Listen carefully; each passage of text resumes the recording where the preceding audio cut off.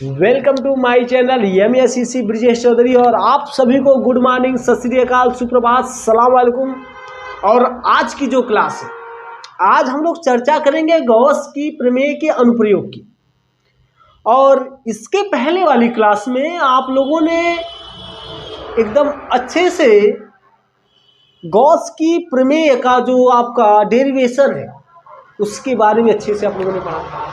और उसके पहले वाली क्लास में मैंने आप लोगों से बताया कि भाई क्षेत्रफल सदिश क्या होता है, वैद्युत फ्लक्स क्या होता है, इसके बारे में आप लोगों ने पढ़ा।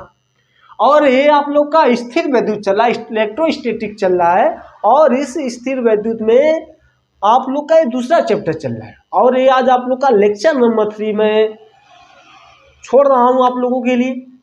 तो चलिए हम बात करेंगे गॉस की प्रमेय के अनुप्रयोग की। और उसमें सबसे महत्वपूर्ण आपकी है आवेशित गोलीय चालक के कारण उत्पन्न क्षेत्र की तीव्रता।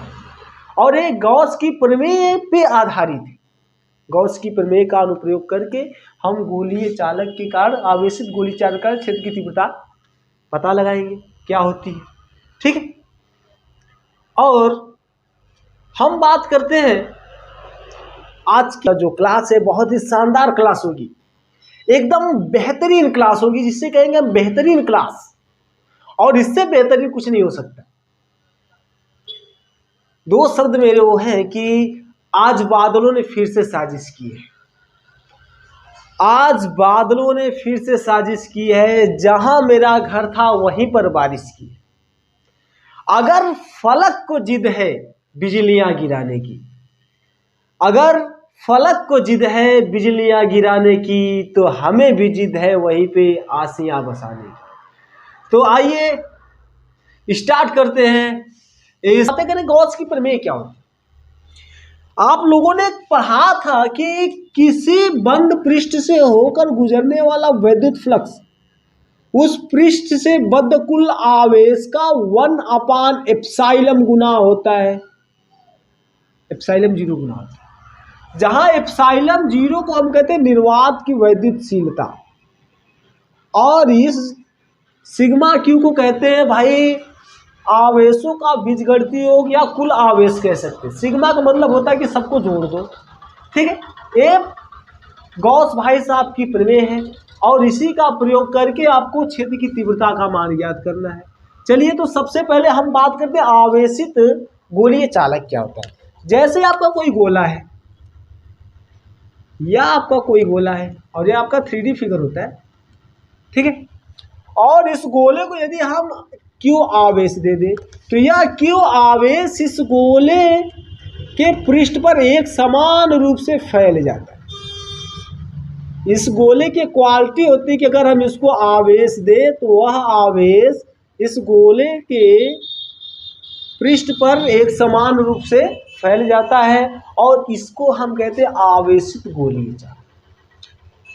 क्षेत्र की तीव्रता ज्ञात करना है तो इस गोले के लिए 3 स्थितियां हो सकती है। एक स्थिति तो ये हो सकती है इस गोले से बाहर कुछ दूरी पर स्थित कोई बिंदु है, उस बिंदु को क्षेत्र की तीव्रता ज्ञात करना है। दूसरी स्थिति ये हो जाएगी इसके पृष्ठ पर क्षेत्र की तीव्रता ज्ञात करना है। तीसरी स्थिति ये हो जाएगी इस गोले के अंदर किसी बिंदु पर क्षेत्र की तीव्रता ज्ञात करना, ठीक है। तो सबसे पहले हम चलते हैं इस गोले के बाहर स्थित किसी बिंदु पर क्षेत्र की तीव्रता ज्ञात करनी है। मान लेते हैं कि यह गोला है और इस गोले का जो केंद्र है यह आपको क्या भाई O है। और इस गोले की जो त्रिज्या आपकी क्या है, कैपिटल R है। इतनी बात। यह आपकी यहाँ से यहाँ की जो डिस्टेंस है क्या भाई आपकी कैपिटल R है। और इसके केंद्र से मान लेते कुछ दूरी पर स्थित कोई बिंदु P है। और यह मान लेते भाई आपकी स्मॉल r दूरी पर, यह जो दूरी है आपकी स्मॉल r है। और यह जो स्मॉल r है इस तो आप देख रहे हैं, यह जो स्मॉल r है यह कैपिटल R से क्या भाई बड़ी है। पहली बात, एकदम शिद्दत से, एकदम आराम से, कोई दिक्कत परेशानी नहीं होनी चाहिए। चलिए गॉस की प्रमेय हम लोग पढ़ रहे हैं तो हमें जरूरत पड़ेगी गॉसियन पृष्ठ की। गॉसियन पृष्ठ की मतलब क्या हो जाएगा भाई, हम इस बिंदु P को, सबसे पहले इस बिंदु P को सम्मिलित करते हुए एक हम बंद पृष्ठ खींच सकते हैं, सीधी सी बात है। और यह जो आपका प्लस है, आप लोग को मैंने एक बात बताई, यह जो प्लस होता है उसका जो वैद्युत क्षेत्र होता है यह अपने से दूर ढकेलता है, मतलब ये वैद्युत क्षेत्र ऐसा ऐसा ऐसा ऐसा ऐसा ऐसा, यह जो आपका इस जो आपका पृष्ठ पे जो आपका आवेश, इस गोले, छोटे गोले के पृष्ठ पे जो आपका आवेश है, इसके जो क्षेत्र निकलेंगे, वैद्युत क्षेत्र जो निकलेंगे, इसकी जो क्षेत्र रेखाएं निकलेंगी ऐसे सीधी जाएंगी, एक बात, ठीक है। और आप लोग यहाँ पे हम कैसे निकालेंगे, सबसे पहले हम देखते हैं कि हमें चर्चा क्या करनी है, हमें वैद्युत क्षेत्र निकालना कैसे। तो आप लोग वैद्युत फ्लक्स निकालने की दो विधियां जानते हैं।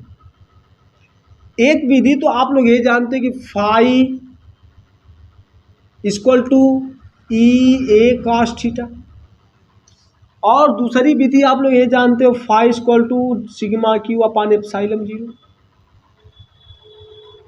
इस वाले को समीकरण नंबर 1 कर देंगे, इस वाले को समीकरण नंबर 2 कर देंगे, ठीक। और यहाँ पे जो फाई है, ये वाला फाई, ये दोनों आपके फाई है ना, बराबर है, तो ये वाला इसके बराबर हो जाएगा, और यहाँ से हम E का मान क्या करेंगे भाई, निकाल लेंगे।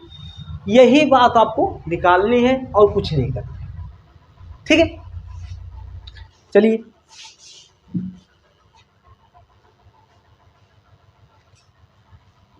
अब हम बात करते हैं यहां से।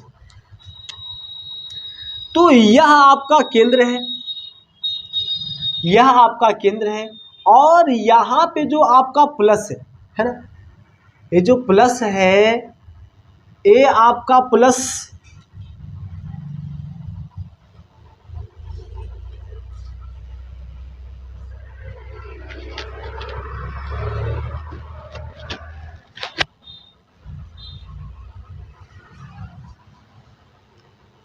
चलिए देखिए, यह जो आपका जो बड़ा वाला वृत्त जिसकी त्रिज्या क्या भाई आपकी R, सबसे पहले हम लिखते हैं, सबसे पहले हम लोग लिखते हैं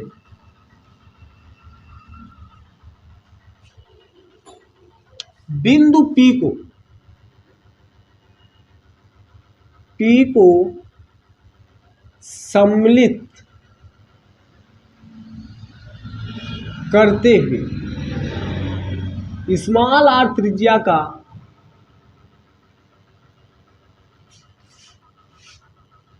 एक गॉसियन पृष्ठ खींचा, एक बंद पृष्ठ खींचा, सीधी सी बात।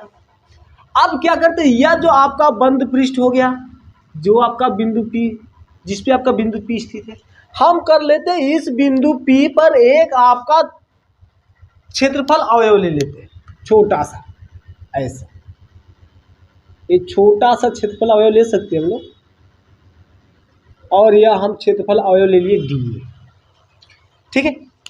एक बात समझिएगा, यह छोटा सा क्षेत्रफल अवयव हम लोग ले लिए D, और यहाँ पे जो वैद्युत क्षेत्र की दिशा किस तरफ है, वैद्युत क्षेत्र क्या करेगा, यह अपने से दूर ढकेलेगा, ये जो प्लस होता है, Q होता है, ये अपने से दूर ढकेलेगा, तो यह प्लस है, वैद्युत क्षेत्र की दिशा आपकी क्या हो जाएगी भाई, इस तरफ हो जाएगी, ठीक है।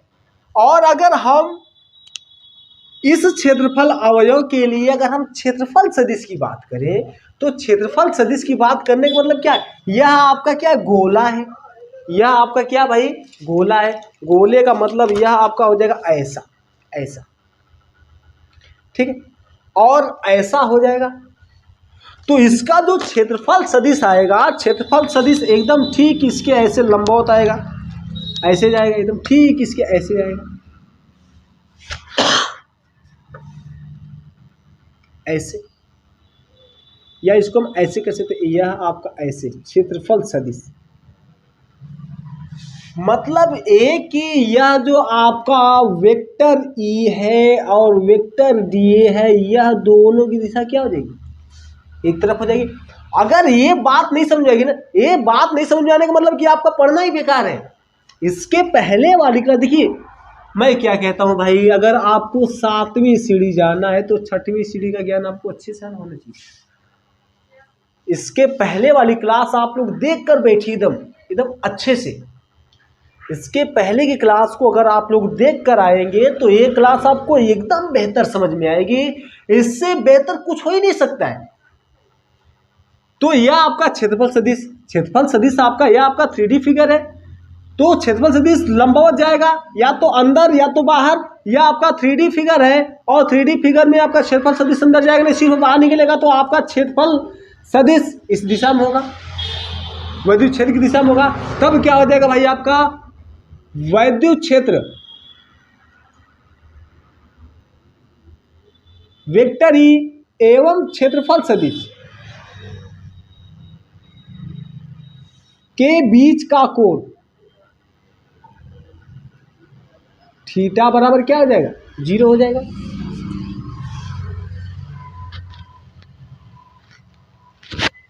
थीटा बराबर आप क्या हो जाएगा, 0 हो जाएगा, पहली बात। अब देखिएगा भाई, तब यह जो आपका क्षेत्रफल अवयव है, तब क्षेत्रफल अवयव डीए से होकर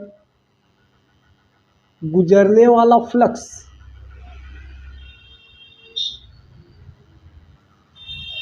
यह छोटा सा क्षेत्रफल है, एकदम समझिएगा। और इस छोटे से क्षेत्रफल अवयव से या छोटे से क्षेत्रफल से होकर गुजरने वाला वैद्युत फ्लक्स क्या होगा, वो भी आपका छोटा ही होगा।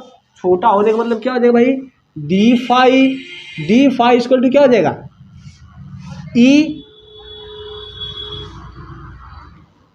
वेक्टर ई कर लेते हैं डॉट वेक्टर डी ए, या इसको हम लिख सकते हैं ई डी ए कॉस जीरो।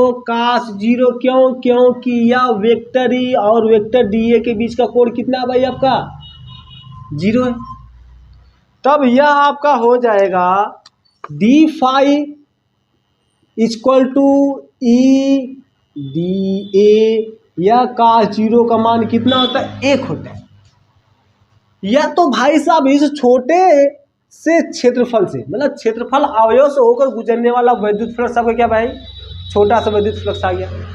अगर हम यहाँ पे इस पृष्ठ पर, ये जो आपका गॉसियन पृष्ठ है, यही अगर हम छोटा सा क्षेत्रफल अवयव यहाँ ले लें,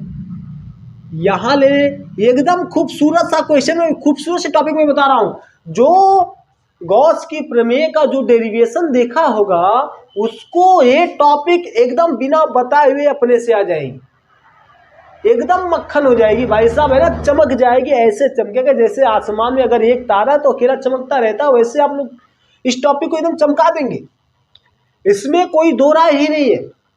तो यह आपका छोटा छोटा क्षेत्रफल अवयव हो जाएगा।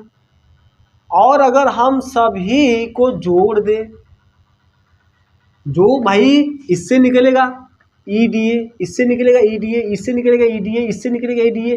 क्योंकि ये आपका जो पृष्ठ पर एक समान रूप से प्लस आवेश फैला है, या आपका आवेश फैला है, तो उससे एकदम सीधी रेखा में वैद्युत क्षेत्र जाएगा और वहां पे आपका जो वैद्युत फ्लक्स आएगा, या आपका छोटा सा वैद्युत फ्लक्स आएगा।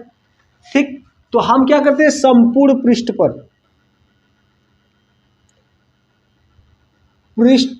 पर फ्लक्स क्या हो जाएगा भाई, आपका क्या हो जाएगा, phi total equal to integration of D phi. मैंने आपको बताया था भाई, इसका क्या कर लेते भाई, समाकलन। समाकलन का मतलब क्या था, सभी पदों का योग।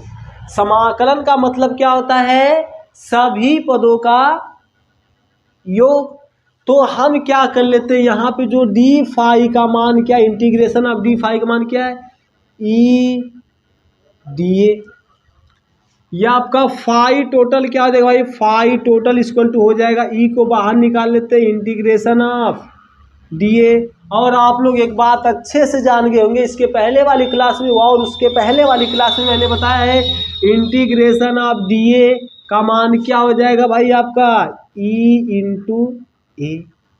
पहली बात, एक मिनट थोड़ा सा फ्रेम चेक कर ले, सही है। या आपका हो जाएगा फाई टोटल इक्वल टू क्या हो जाएगा ई, और यह जो आपका ए है यह क्या भाई, यह संपूर्ण गोले का क्या है, क्षेत्रफल है। और इस गोले का क्षेत्रफल क्या हो, इस गोले के लिए अगर हम त्रिज्या की बात करें तो स्मॉल आर है, तो इसका हो जाएगा आपका 4 पाई आर स्क्वायर, समीकरण नंबर ए। एक बात समझ में आ गई, ठीक। अब हम बात करते हैं, थोड़ी से यहां से हट जाते हैं टॉपिक से, इसको ऐसे कर देते हैं। गॉस की प्रमेय के अनुसार, गॉस भाई साहब ने क्या अपने प्रमेय में कहा था,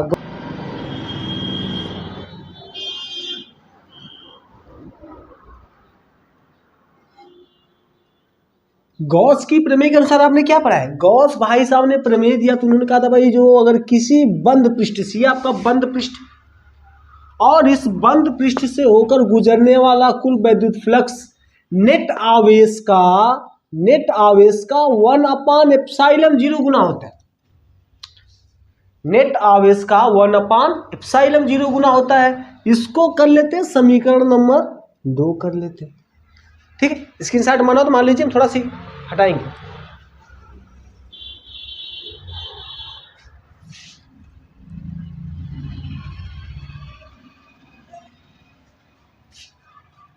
इसको यस, अब देखिए समीकरण नंबर 1 और समीकरण नंबर 2, यह भाई फाई टी, यहाँ पे फाई टी, यह फाई टी का मतलब क्या है, कुल वैद्युत फ्लक्स है। यह आपका क्या मिल जाएगा भाई, समीकरण 1 और 2 से भाग दे देते हैं, तो जब भाग देंगे तो आपको मिल जाएगा E into 4 pi small R square equal to क्या हो जाएगा, Q/ε0। हम क्या कर देते हैं, हम कर देते हैं इस 4 पाई आर स्क्वायर को इस तरफ, तो आपको मिल जाएगा E equal to 1/4 pi r square into Q/ε0, या इसको लिख सकते हैं E equal to 1/4 pi ε0 into Q/r square, या ऐसा। और इसके बारे में तो आप लोग अच्छे से जानते हो, यह एक नियतांक है, या इसको हम ऐसा भी लिख सकते हैं E equal to K Q/r square, किसी बुक में ऐसा लिखा हुआ मिला है। और यहां से दो बात मिलेगी, आप दो बात क्या मिलेगी, दो बात ये मिलेगी कि अगर ये न रहे आपका तो आपको मिल जाएगा E directly proportional to Q। मतलब क्या है कि भाई जो E का मान है, तीव्रता का मान है, वह आवेश पर निर्भर करता है, पहली बात। नई बात मैं बता रहा हूं आपको। और दूसरी बात क्या है, E is inversely proportional to 1/r square. यह जो r स्क्वायर का मान, अगर r का मान बढ़ेगा तो क्षेत्र की तीव्रता का मान क्या होगा भाई, कम होगा। अगर r का मान घटेगा तो क्षेत्र की तीव्रता का मान क्या होगा भाई, आपका बढ़ेगा, ठीक। ये दो बातें हैं। यह तो ये बात थी कि भाई इस आवेशित गोलीय चालक के कारण बाहर स्थित किसी बिंदु पर क्षेत्र की तीव्रता, ए आपकी आ गई, ठीक है, ए आ गई आपकी। हम इसको हटा देते, इसको समीकरण नंबर 3 डाल दीजिए आप लोग। ए आपका हो गया समीकरण नंबर 3। चलिए अब हम ले लेते हैं इस आवेशित गोलीय चालक के पृष्ठ पर, इस आवेशित गोलीय चालक के पृष्ठ पर ऐसे फिर से बना देते हैं इसको हम अच्छे से। यह आपका चालक था और यह केंद्र था, और यहां पे त्रिज्या आपकी क्या थी, कैपिटल आर, यह O था, और यह आपका आपने Q दिया, यह आपका Q एक समान रूप से इसके पृष्ठ पे क्या हो गया भाई, आपका फैल गया। फिगर यही था आपका। और इस बार आपको क्षेत्र की तीव्रता कहाँ ज्ञात करना है, आपको इस बार क्षेत्र की तीव्रता ज्ञात करना है इस आवेशित गोलीय चालक के किस पृष्ठ पर स्थित कोई बिंदु P है, और वहां पे क्षेत्र की तीव्रता ज्ञात करना है। और मान लेते हैं यहां से इसकी दूरी क्या भाई आपकी स्मॉल आर है। अगली स्थिति में क्या था, अगली स्थिति में था कि यह जो आपका स्मॉल आर था यह कैपिटल आर से क्या था, बड़ा था। और इस बार क्या है, यह जो स्मॉल आर है भाई कैपिटल आर के क्या भाई बराबर है। एक बात, इस बात को नोट करना, यह जो आपका स्मॉल आर है कैपिटल आर के क्या है बराबर है। तब क्या कर लेते हैं, समीकरण नंबर 3 से, समीकरण नंबर 3 से इस स्मॉल आर की जगह पे कैपिटल आर रख सकते हैं। और जब कैपिटल आर रख देंगे तो आपको मिल जाएगा E=1/4πε0 Q/कैपिटल R²। यह क्या भाई, यह आवेशित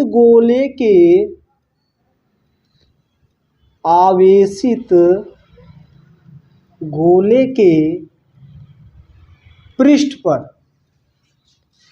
उत्पन्न क्षेत्र की तीव्रता का सूत्र है। क्षेत्र की तीव्रता एकदम सिंपल है।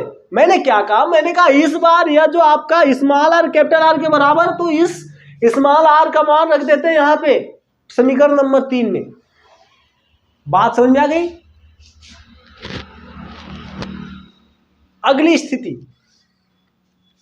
अगली स्थिति क्या कर लेते हैं, अगली स्थिति सबसे महत्वपूर्ण, एग्जाम में इसी को फंसा देता है, एग्जाम में फंसा देता है। लिख लेंगे, हेडिंग लगा लेंगे भाई, गोलीय चालक के अंदर, गोलीय चालक के अंदर किसी बिंदु पर क्षेत्र की तीव्रता। चलिए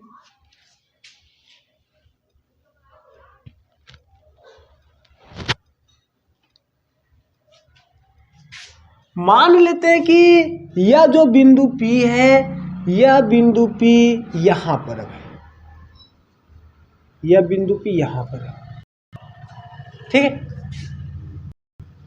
और यह आपकी त्रिज्या तो है, यह बिंदु P यहां पर है। और जिसकी इस केंद्र से जो दूरी है, जिसकी केंद्र से दूरी आपकी स्मॉल आर है, ऐसे। तो हमें एक गॉसियन पृष्ठ की जरूरत होगी। हम एक बंद पृष्ठ ले लेते हैं और यह बंद पृष्ठ ऐसा आपको मिल गया।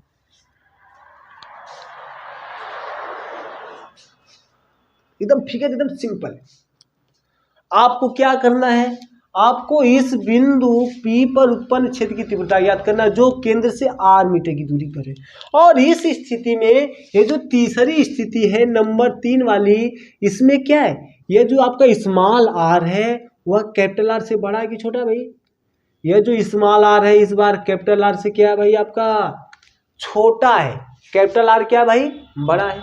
तो एक बात समझिए, मैंने आपसे क्या कहा, मैंने आपसे कहा कि यह जो प्लस होता है इसकी जो तीव्रता होती है, इसका जो क्षेत्र होता है, ये अपने से दूर ढकेलता है, मतलब इस तरफ क्षेत्र जाएगा, इस तरफ क्षेत्र जाएगा, ठीक है। और अगर हम इसके क्षेत्रफल सदिश की बात करें तो 3D फिगर है, क्षेत्रफल सदिश आपका बाहर जाएगा। इस क्षेत्रफल सदिश को भी छोड़ देते हैं ना, मैं बाद में अच्छे समझा दूंगा। यह आपका वैद्युत क्षेत्र या क्षेत्र रेखाएं क्या अपने से दूर जाएंगी, और जब अपने से दूर जाएंगी तो क्या भाई इस गोले के अंदर वैद्युत क्षेत्र आ पाएगा, क्यों भाई आ पाएगा। और यह जो आपका आवेश है इस गोले के, जो बड़ा वाला गोला दिखाई दे रहा है, इसके आपके बाहरी पृष्ठ पर ही, बाहरी सतह पर ही है। और जब बाहरी सतह पर है तो इस गोले के अंदर क्षेत्र रेखाएं आएंगी नहीं, और जब क्षेत्र रेखाएं आएंगी नहीं तो यहाँ पे जो सिग्मा क्यू का मान क्या होगा भाई आपका 0। क्यों, क्योंकि इसके अंदर कोई आपका आवेश नहीं होगा, और जब इसके अंदर कोई आपका आवेश नहीं होगा तो यह आपका जो इससे होकर गुजरने वाला वैद्युत फ्लक्स क्या हो जाएगा, इससे होकर गुजरने वाला वैद्युत फ्लक्स क्या हो जाएगा भाई आपका 0 हो जाएगा, ठीक है। और दूसरी स्थिति में y = अगर हम डी ई ए कॉस थीटा लेंगे तो यह आपका, इसके जीरो रख लेते हैं तो ये आपका हो जाएगा 0 ई ए कॉस थीटा, या आपका ई इक्वल टू क्या हो जाएगा भाई, आपका 0 हो जाएगा। तीसरी स्थिति ए बोलती है, मतलब कि इस गोलीय चालक के पृष्ठ के अंदर क्षेत्र की जो तीव्रता होती है वह क्या होती भाई, आपकी शून्य होती है। सबसे पहले आप लोग अगर चैनल को सब्सक्राइब नहीं किए तो चैनल को सब्सक्राइब कर लीजिए, और इस क्लास को है ना कमेंट करके बताइए समझ में आए कि नहीं है, और उसके बाद इस क्लास को, इस वीडियो को लाइक कीजिए और इस क्लास को अपने फ्रेंड सर्कल में शेयर कीजिए, और बेल आइकन जरूर दबा दीजिएगा ताकि आगे आने वाली क्लास की जो नोटिफिकेशन आपको सबसे पहले मिले, ठीक। और इसी तरह से आप लोगों के साथ हंसते खेलते, मनोरंजन की दुनिया में ना मनोरंजन करना बहुत बेकार बात है, लेकिन कभी कभी हम भी कर लेते हैं क्योंकि हम भी तो वही हैं जो आप लोग हैं, ठीक है। तो चलिए आगे की जो क्लास होगी, आगे की क्लास एक आगे गॉस की प्रमेय का एक और महत्वपूर्ण अनुप्रयोग लेकर आएंगे, और तब तक के लिए आप लोग मन से है ना लगे रहिए, ठीक। और क्लास को कंटिन्यू देखते रहिए। देखिए हमें क्या करना है, हमें करना भाई, मैं आपको फिजिक्स को फील करवा दूंगा, मजा आएगा क्लास में, है ना, मजा, ठीक है। Bye bye.